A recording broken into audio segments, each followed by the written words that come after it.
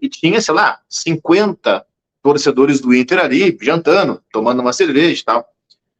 E um deles me chamou e disse: tu é o Oliveira da Guaíba, né?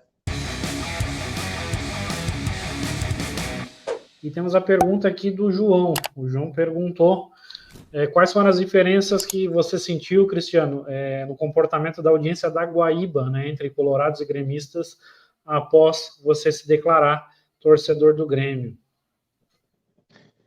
Cara, em relação à audiência da rádio, eu percebo assim, ó, que não existe 100% ou 0%, tá? Mas eu vou dizer que a aceitação, ela foi muito perto do 100%, inclusive dos colorados. Primeiro porque, assim, revelar torcedor, hoje, por exemplo, a moda é o torcedor identificado, como o comentarista identificado.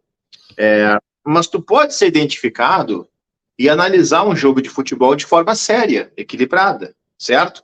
Eu passei a vida inteira comentando o jogo do Grêmio e do Inter. No meu canal do YouTube, eu falo só de Grêmio, o YouTube é diferente. Na rádio, eu continuo comentando os jogos do Inter e continuo comentando os jogos do Grêmio.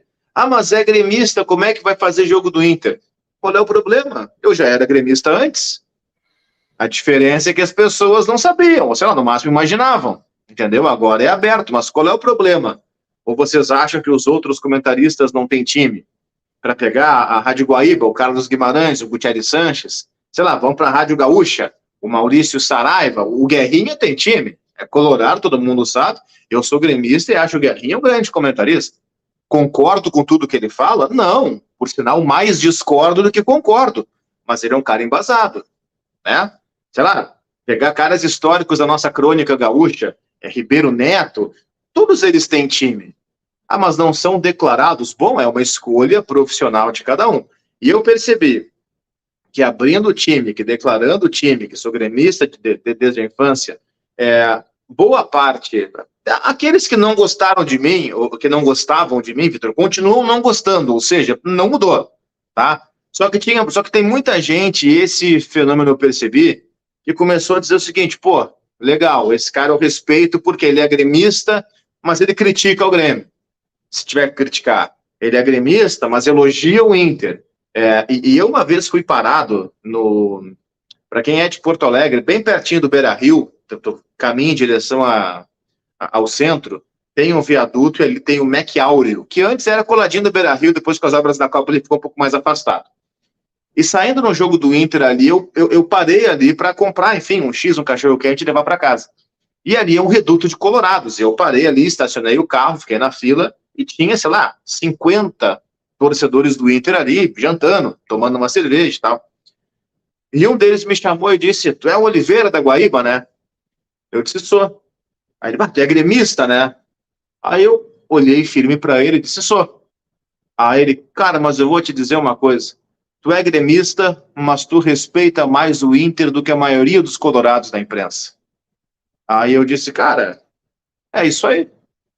É isso aí. Eu sou gremista, continuo sendo gremista e comento os jogos do Inter com respeito, não toco flauta, não faço piada, porque eu acho que não é papel de quem está comentando futebol fazer isso.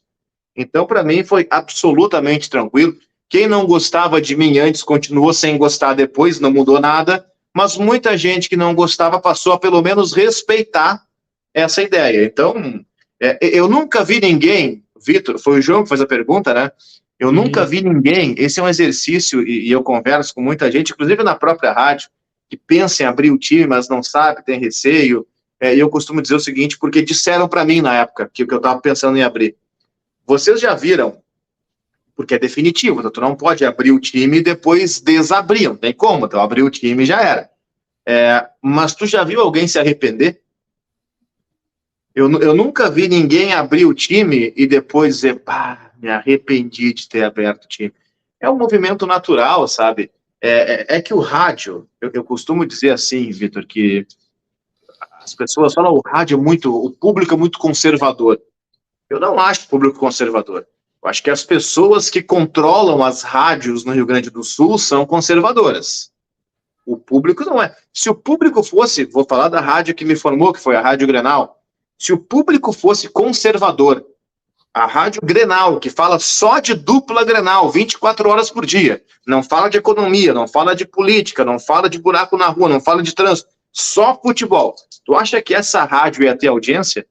Se o público fosse realmente tão conservador assim? Então essa história de o público é conservador, até a página 2, não é bem assim. As pessoas que controlam, que comandam as rádios, que dirigem as rádios, essas sim, são conservadoras em sua maioria. Entendeu? E aí fica aquela coisa assim de, mas é que vai abrir, não vai abrir. O papo de não abrir o time, que virou uma espécie de tabu aqui no Sul, se deu muito, se for olhar para trás, de caras como o Ranzolin, o Rui Carlos Osterman, o Lauro Quadros, gigantes, paquidermes na comunicação gaúcha. Só que de um tempo que passou. Antes era melhor do que agora, bom, beleza, cada um pode ter a opinião que quiser, mas esse tempo passou. Hoje em dia, cara, com Facebook, com Instagram, com 300 mil fotos aí postadas todos os dias, é muito difícil alguém que está pensando em trabalhar com futebol hoje não ter na rede 1 milhão de fotos com camisa do Grêmio, do Inter. Então é simplesmente um processo irreversível. E para mim, já que o processo é irreversível, vamos tomar a frente e puxar essa fila, né?